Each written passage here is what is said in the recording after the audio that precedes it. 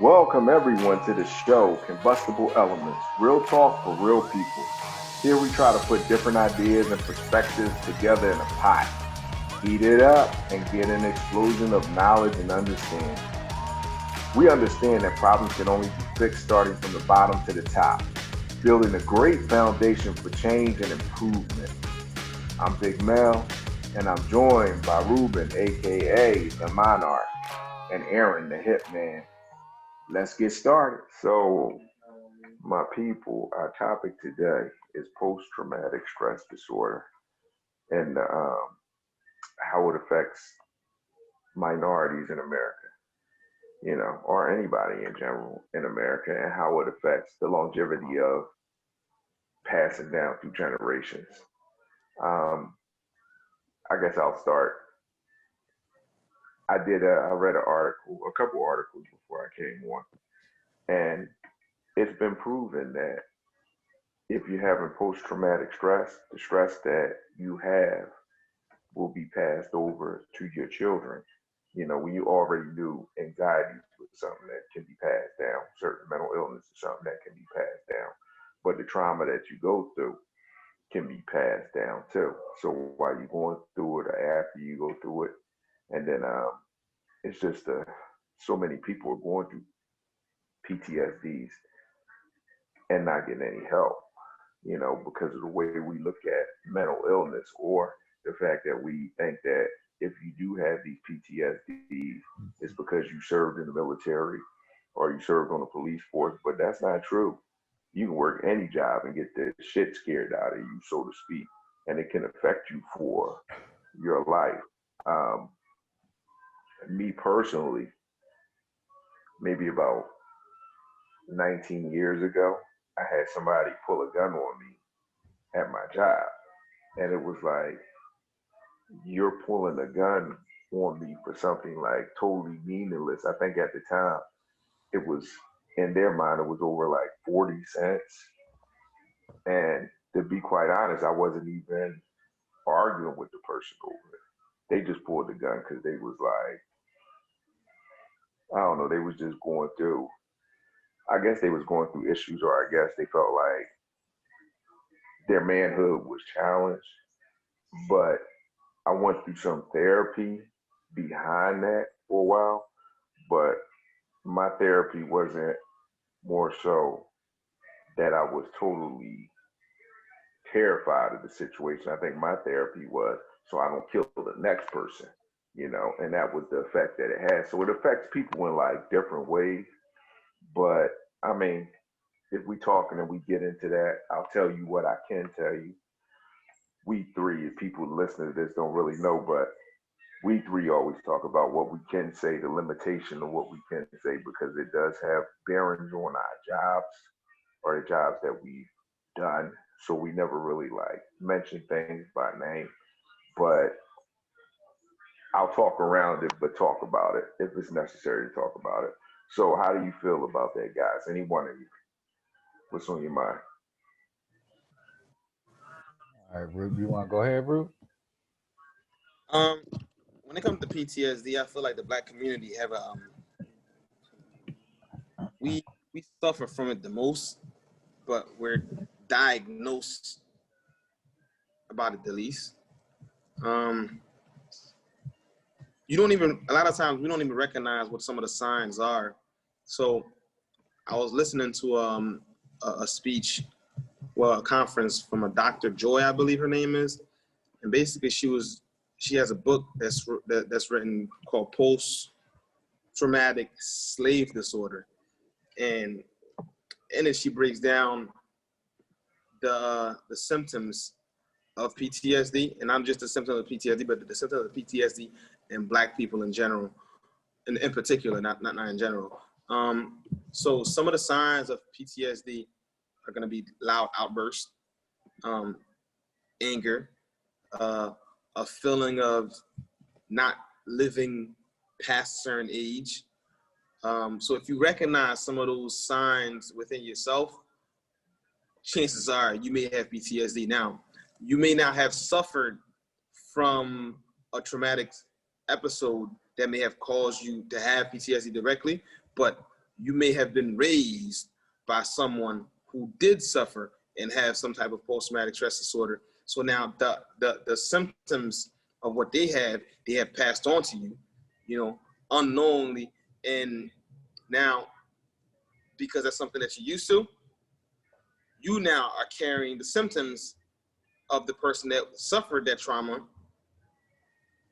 If so facto, you essentially have that trauma, by connection, just by relation.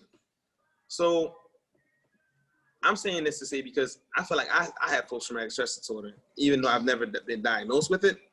Just from listening to some of the symptoms that somebody with PTSD has. Like, I know for a fact that growing up, I didn't think I was gonna make it past a certain age. I always had this fear that I was gonna die young for some reason. I don't know why, but I just did. Like, I didn't think I was gonna be in my 30s. And it's not even like I was growing up in a situation where, like, I just seen so much death, and I just, I wasn't in a bad place. I was sick a lot growing up, and for some reason I was like, yo, like, I felt like my days are numbered. So, Aaron, how do you feel about it? So, like, that's the thing. Like, a lot of people feel like PTSD only comes from, like, if you was in war, or, like, if you served in the army and things like that. So, like Ruben said, like, a lot of people don't get diagnosed correctly with it.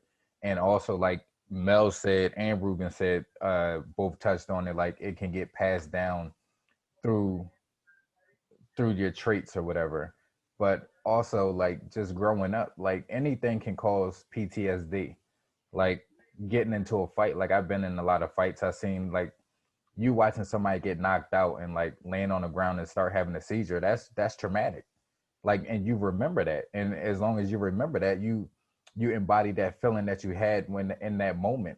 And that brings up that same exact, it makes you feel like that you're in that moment, but people don't realize that. So, like, even if you got a beating as a child and you remember how that felt, like, you rethinking it and reliving that situation in your mind is a traumatic experience, and then it brings up that same feeling and emotions in your body, and your body releases the same chemicals in the body that you had when you got a beating. And, like, recently, what was it, since like March, people have been setting off firecrackers. We in Philadelphia, for people that don't know, but, like, people have been setting off firecrackers since March. Like, it's nowhere near the time for people to have firecrackers, but that's traumatic to people, to just be sitting in their living room and start hearing firecrackers going off all times of night, and not knowing if it's gunshots, even if you're not around gunshots. But even if you watch movies that have guns in it, like, just to hear firecrackers outside of your door, and loud noises, loud people, that's traumatic. And, like, to keep people in that type of environment constantly is kind of like how they torture people when they catch them in war. Like, in order to break them psychologically, they keep them in stressful environments, which is loud noises and things that's not normal for humans to endure for long periods of time. So PTSD is a real thing. And no, we don't get diagnosed. Like, we kind of chalk it up and, like, oh, like, I'm stressed out over this or that. Like, we don't even know why we stress out or why we're angry, and we just push it to the side, and then we kind of breed that and let that come down into our children as well. Well, there's two things that you said that I want to touch on, Aaron.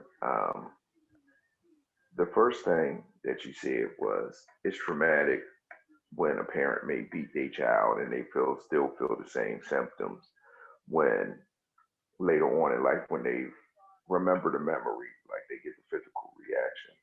Um, but I think we all agree that you have to discipline your child on some level. And as a young person, maybe that, I don't want to say it's PTSD, but it might be.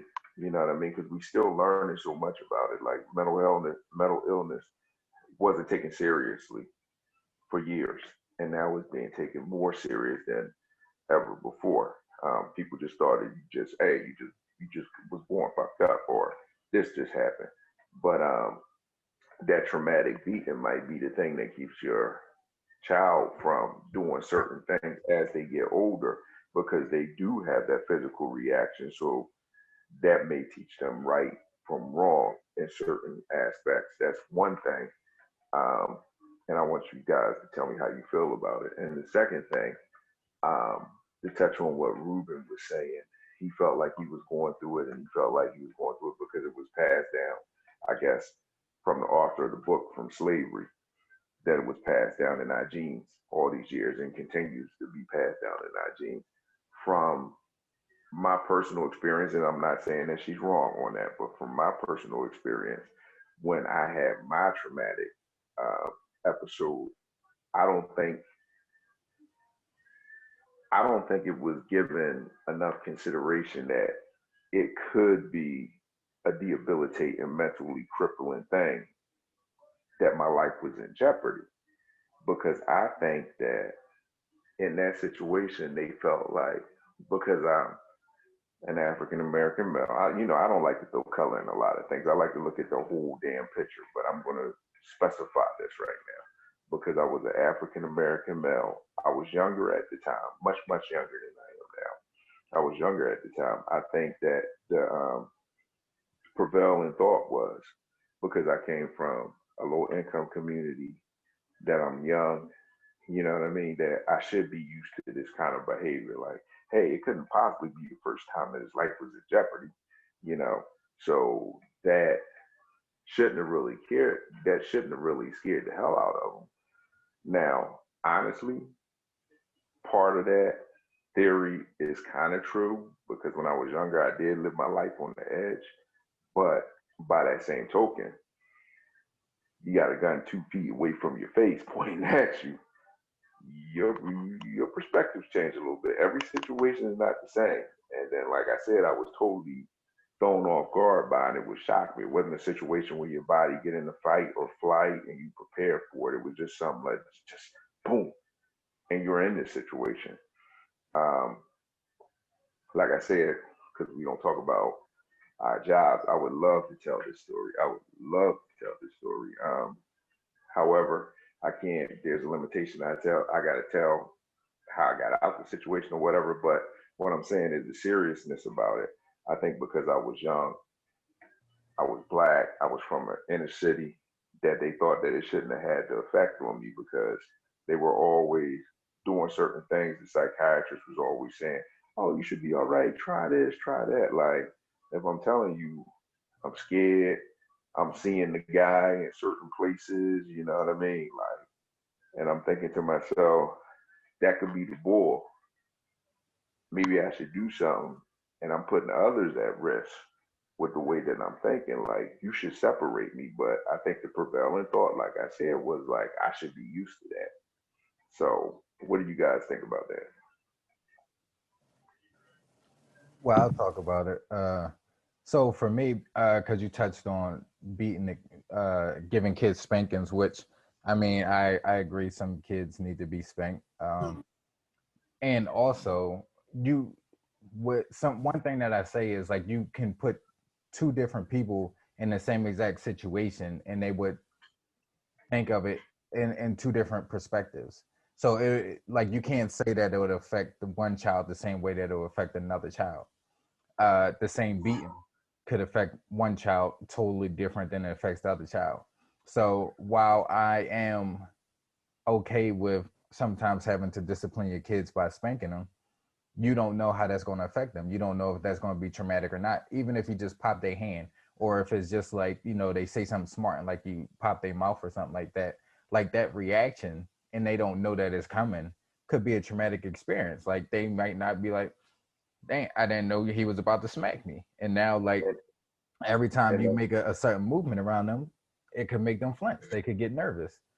And that's Uh, true. And I agree with that. And I think that's what a lot of good parents do when they do pop their kids. Not to cut you off and go right back to you, but I think that's what a lot of parents do. If you pop them when they're young, like you said, you pop them when they hand. To them, it's a traumatic experience. They learn a little bit about right and wrong. It ain't like you done beat them half to death, but you tell them what they did that was wrong, that caused it, which a lot of times don't happen in our society now. But that's a whole nother topic and a whole nother show. But I agree with you. I'm sorry to interrupt you. Go back. I'm sorry. Continue your point, Aaron. so I've been in situations where weapons have been pulled on me. And for me, I don't count most of those as traumatic experiences. Even if it's a sudden event. At one point in time, my girlfriend at the time lived in West Philly, and these two guys wanted my sneakers. And you know, me being cocky, I'm like, it's only two of y'all.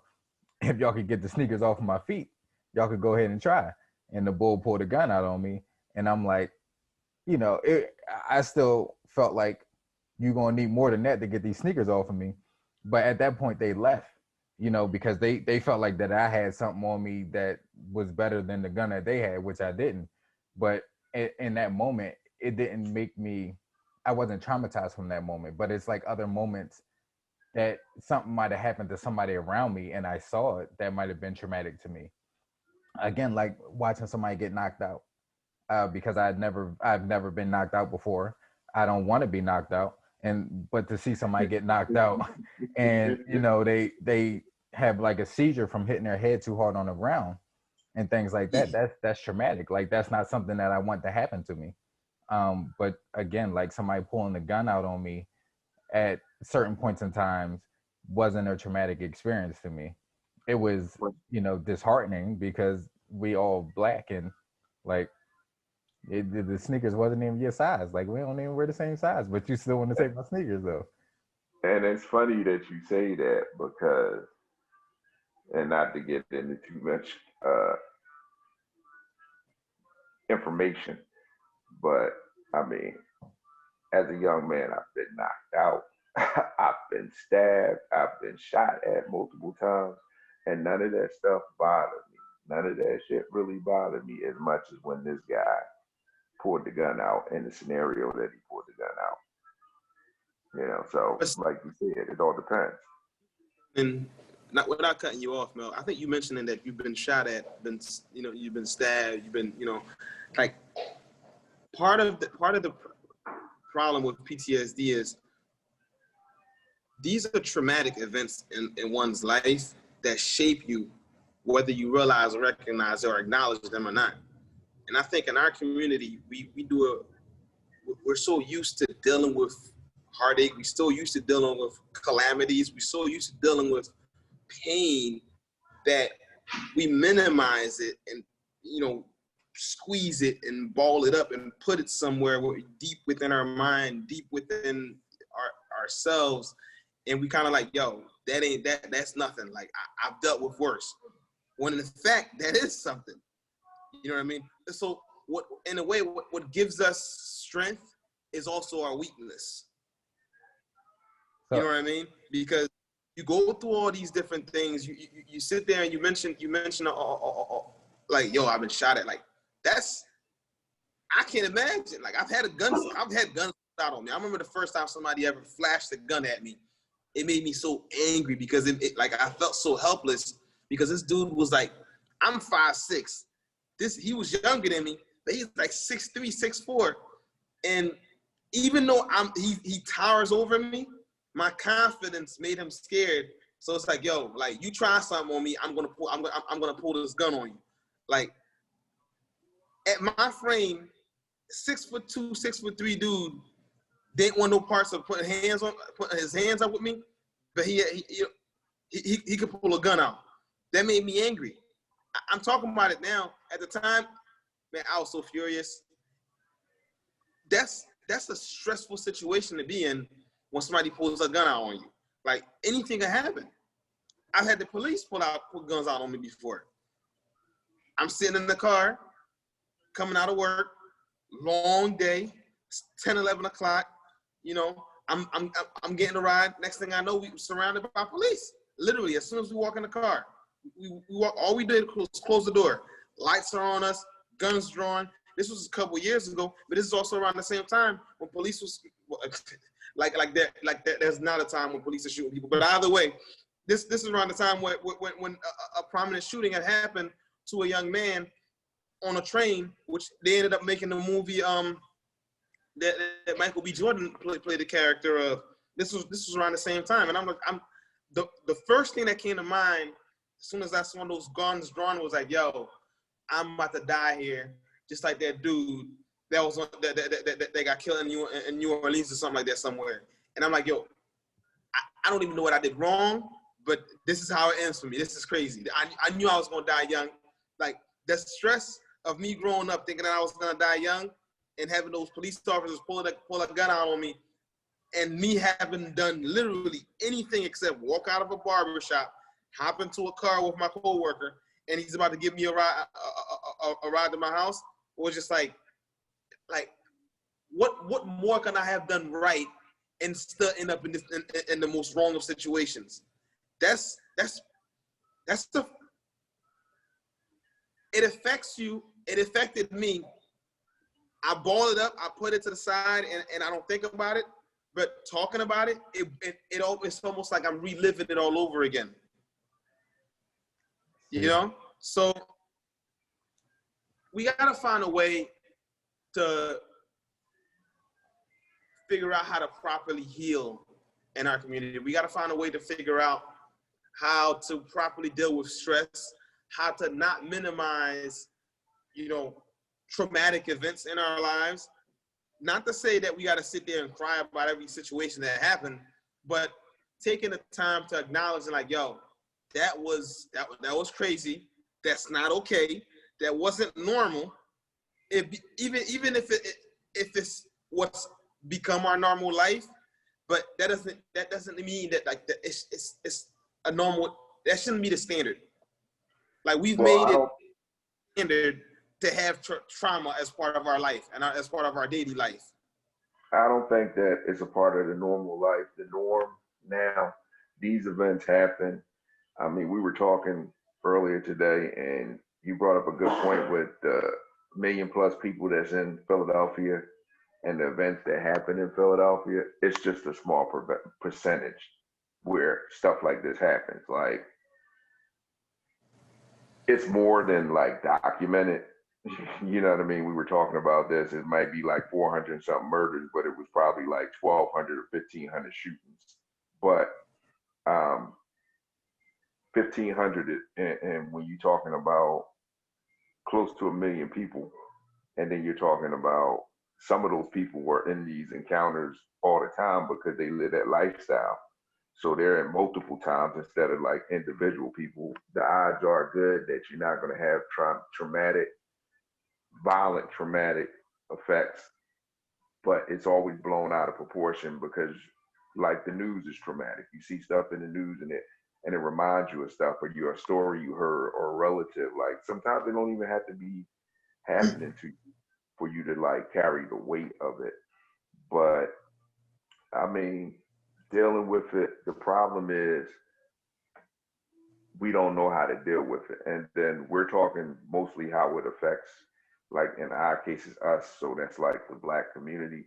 But a lot of people are dealing with a lot of traumatic experiences that are outside the Black community, outside of like racism.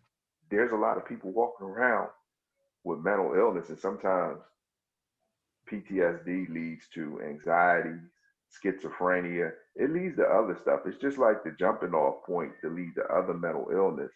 And like we really, as a society, got to do a better job with how we deal with this stuff. Like I'm usually not the bleeding heart out the group when it comes to certain things, but with this, like it affects so much. We have so much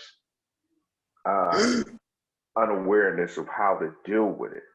And it's just like crazy. It's just a crazy, crazy atmosphere when it comes to that.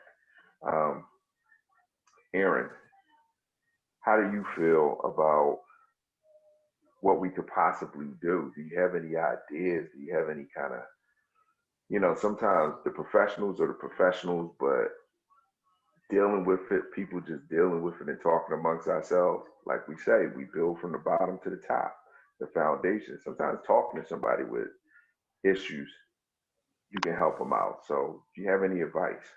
Yeah, well, one thing I wanted to touch on, because Ruben kind of proved my point later on when I said, like, you get a beating and then you think about it and it brings that same emotions up. And him talking about the guy wanting to pull the gun out on him brought that anger back up. Like, so he's like reliving that emotional fight all over again. and then it's bringing up the same emotions, which is releasing the same chemicals in his body, which is causing the stress all over again. And he also touched on how we push it down and like we don't really deal with it, so it makes it normal for us to be able to deal with it. Because if some people are aware of when they're reaching their breaking point, so they push things to the side in order to not break that breaking point, which makes you have like worse issues like anxiety and multiple uh personality disorder. So like if you don't catch that in time by pushing the stress to the side and making it normal in your daily life, then you go on to have bigger, harder problems. But for to answer your I could, question, like for me, everybody's different, but for me, like meditation actually helps me with I guess you can say PTSD.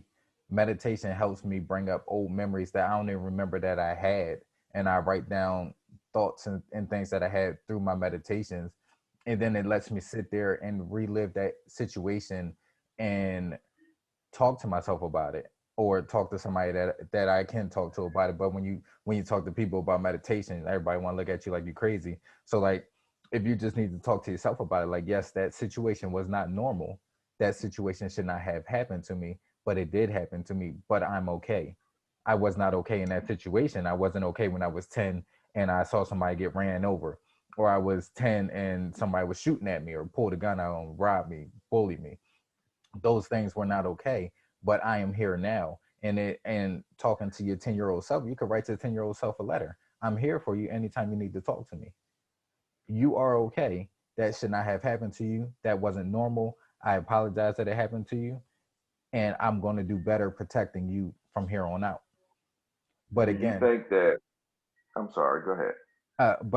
like meditation helps me through and through. Like meditating every day is something that helps me on a daily basis. Now, do you think peer pressure plays a part of it? And when I say peer pressure, especially among males, where people just expect you to be able to bounce back from shit like that. Like, you know what I mean? Like, oh, you be all right, don't worry about it. So it's like you're supposed to be strong. Well, That kind of peer pressure.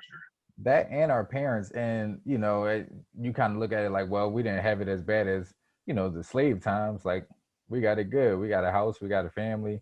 Like we wasn't getting beat. So like we kind of minimize our own pain to make ourselves feel better. Like I honestly did it a lot. Like I minimized like a lot of things that happened in my life, and it's like, oh, it could have been worse. But I'm optimistic. I'm optimistic about everything, but to a certain extent, you can't minimize everything to just make yourself be able to make it through life. The reality of that is too, I think a lot of times in minimizing the trauma, uh, we find it in other places in our lives, and we try to cope with it in other places in our lives, and we don't even realize when we're doing it. Sometimes it could be in the form of womanizing. Other times it can be in the form of, you know, addictions. Other times it could be in the form of, trying to be perfect in some in some different world or realm or shape or form, whether it be like, physically, or whether it be in your work. Um, like we just find different, in most cases, unhealthy outlets for that anger and for that trauma that we're balling up and we're hiding, and we're just squeezing down and pushing in a space or our mind or in our body to like, yo, this didn't happen, this is okay, this is no big deal. But then subconsciously at the same time, as we're saying, we're telling ourselves it's not a big deal. We're telling ourselves that like, yo, we need to do something to keep us occupied and keep us busy and keep us, not thinking about that trauma and that event. Well, this is such an interesting topic, and we could probably go for hours on this because it's a serious topic, and it needs to be discussed, and it needs to be discussed seriously. You know what I mean? Like separated from whatever else is going on in the world. And this is how can we make ourselves as a people better? And this is something that we need to really do. Like post traumatic stress disorder. other mental illnesses. We need to get a game plan, and we need to throw money behind the research. We need to sit down there and talk to people. We need to take whether the prescription drugs out of it and more counseling, because the psychotherapy could be messing people up even more. But this is the portion of the show where we usually go into who's to blame. Well, we're going to all agree there's nobody to blame in this. These are just factors that happen in life, whether right or wrong. Um, so what we're going to do is just have like a closing thought on it, and we'll start with Ruben. Tell us what your thoughts are before we leave here. Let me know on the whole topic. So, are we blaming somebody for PTSD? You can't really blame nobody for it, so we're going to have to leave that portion of it alone. Just a final thought on it. The final thought. But if you can blame somebody, you got somebody in mind, go right ahead, fire away. I mean, we're not gonna blame anybody particularly, because the blame falls on society. But final thought, I think conversation wise, we gotta make it okay to be able to express how we feel. Especially like with men, when we speak some money amongst each other, a lot of times there's never really like there's never really anybody that you can truly and fully be yourself with without having the repercussion of that person either looking at you differently or in some type of negative way, or trying to use whatever that conversation that y'all had, and trying to be honest and open without trying to use that against you in some way, shape, or form. Because it's like part of dealing with that post-traumatic stress is being able to, deal with it in a positive way, being able to like, yo, listen, I'm fucked up, I'm messed up, like this and that is going on, and this and that is making me feel this like this, and I don't really know how to deal with it, and I just needed somebody to talk to. So having somebody or someone that you can honestly have a conversation with, preferably a psychiatrist, but most cases we can't afford it, so you try to find a homie or outlet, a positive outlet. That's a good starting point. Aaron? I'll agree with Ruben all the way up to the point where he says psychiatrist. I mean, therapy is cool. I go to therapy, but not all therapists are there to benefit you. At the same time, we talked about healthcare. They are there to put a Band-Aid on a situation, in my opinion, and just keep you coming back.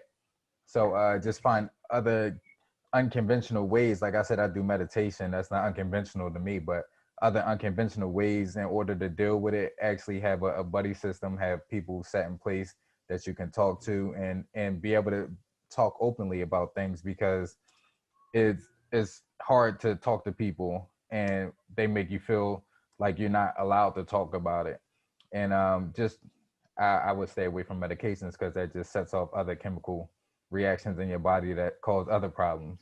So yeah, just other unconventional ways, and just have that buddy system set up for you to be able to open up to people.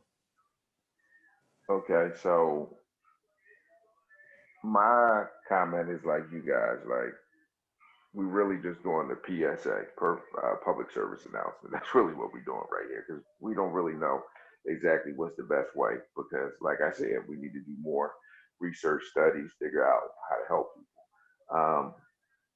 Listen,